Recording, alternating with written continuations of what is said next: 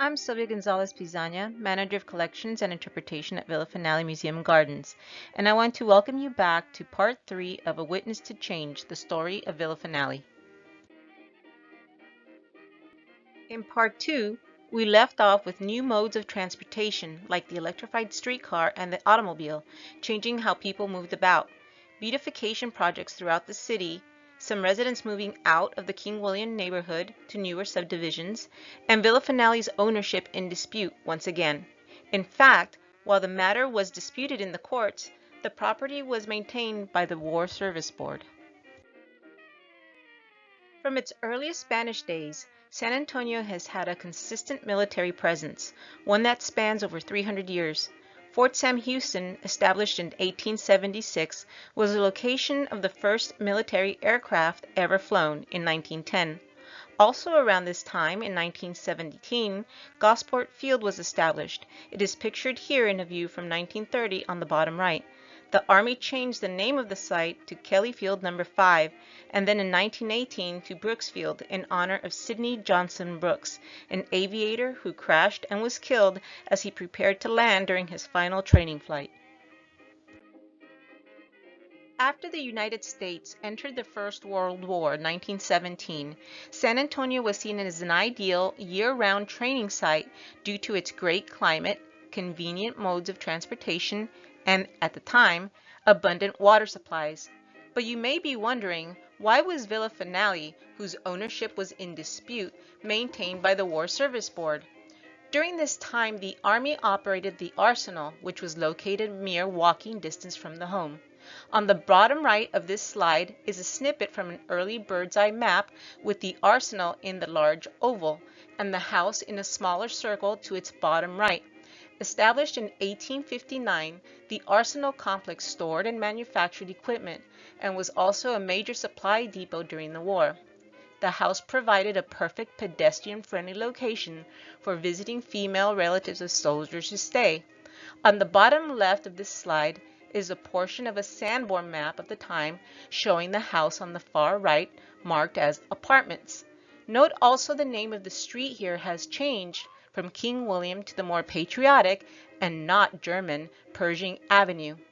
At the top right is a photo of the home's front gate, with its address being then 407, not today's 401. The war ended and the house was sold to John H. Cunningham and his wife Elva in October 1920. However, just 11 months later, the city experienced a tragedy in the flood of 1921. For years, engineers had been warning city leaders of a major flood if a flood prevention system was not built to control the San Antonio River. On September 7, 1921, such an event began as a rainstorm that dumped 23 inches of rain that overwhelmed the San Antonio riverbanks, an ensuing flash flood that caught many people off guard. Some people were washed away downriver, while others became trapped in their cars. In the photo at the top left, you can see the water line marked on the building. In some areas, the water reached as high as 10 feet. Over 50 people died, and property damages totaled $4 million. That's nearly $60 million today. Urban neighborhoods along the San Antonio River, like King William, were the most affected. On the bottom right is a photograph showing the damage done to the Alamo Street Bridge by the floodwaters. What is now the Blue Star Arts Complex is seen in the background. Following this devastation, few people thought living along the river was desirable, and those old families who remained from King William's heyday eventually moved to higher ground. In general, living in or around downtown at this time began to be seen as less than attractive. Shady characters were a dime a dozen on city streets, especially near the city's red light district, an area full of perfectly legal businesses. In fact, in 1889, San Antonio's mayor Brian Callahan had declared that sin must be regulated to be profitable. Any entrepreneuring man or woman could open their own saloon or crib, aka brothel, so long as he or she paid their $500 annual licensing fee, passed regular health inspections, and complied with local police enforcement. There were many red light districts throughout the nation and the state. El Paso had Hell's Half Acre, Galveston had Happy Hollow, and San Antonio had the District, the third largest in the nation and the largest in Texas. It wasn't uncommon to see messenger boys on bicycles, like the one pictured here at the top right, delivering messages back and forth from pimps to prostitutes. The area was so popular that in 1911, a little publication called the Blue Book was released. The Blue Book was a directory of businesses throughout the district, including bars, cockfighting pits, and, yes, brothels.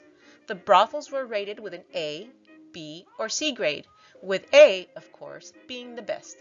What could patrons expect from the high-end places? Clean establishments, safeguarding of valuables, and even receipts. Here is a 1909 map of San Antonio with its designated 10-block area for its red light district demarcated within the red rectangle. All brothels or cribs by city ordinance were restricted to this area. You can see the district's proximity to the Arsenal and Villa Finale, indicated by the small, solid red rectangle at the bottom right area of the Arsenal. There is one other important location that is important to our story I would like to point out.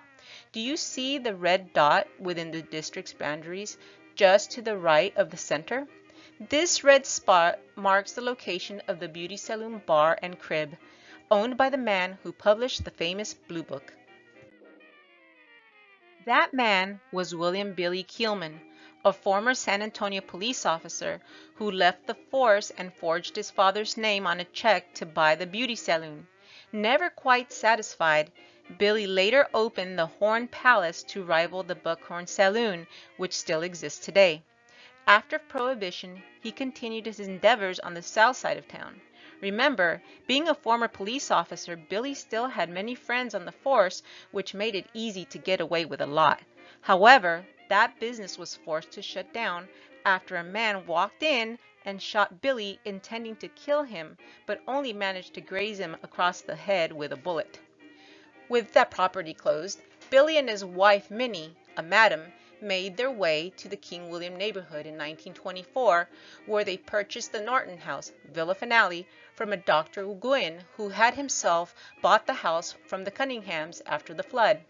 The Killmans quickly set up shop in the house, with Billy bootlegging liquor from the basement and Minnie running her crib in the rest of the place. The Killmans renamed the house the Marathon Club. Billy's ownership was short-lived, however, as he was killed concluding a hunting trip with friends. For more on that story, we invite you to watch our YouTube video on Billy Killman on our YouTube channel. With folks like the Killmans moving into King William, it is little wonder the neighborhood was considered a bad place to live.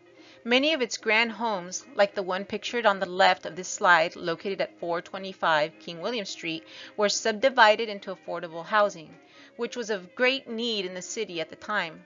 Others, like the property of 1231 South Alamo seen here at the right, had shoddy additions and outbuildings built on their lots. This particular structure was a bar called the Gay Paris Lounge. And what about the Norton House, Villa Finale? Minnie continued to own the property. With her days as a madam behind her, she remarried a man named Charles Brown, and the two continued to run the property solely as a boarding home. But as you may be able to tell from the newspaper clippings, the house was involved in the local news for all the wrong reasons. The clipping at the top right describes an emergency call from residents who had trapped an intruder in the property's garage. When detectives arrived, the person in question had escaped and the building was empty. The clipping at the bottom left describes the arrest of Charles Brown after it was discovered he was running an open saloon in the house, creating quite a nuisance. Apparently, old habits die hard. That is the end of part 3. In the fourth and final part of this presentation, we will cover how San Antonio became a tourist destination, the city's growing historic preservation movement, and the revitalization of the King William neighborhood. Until next time.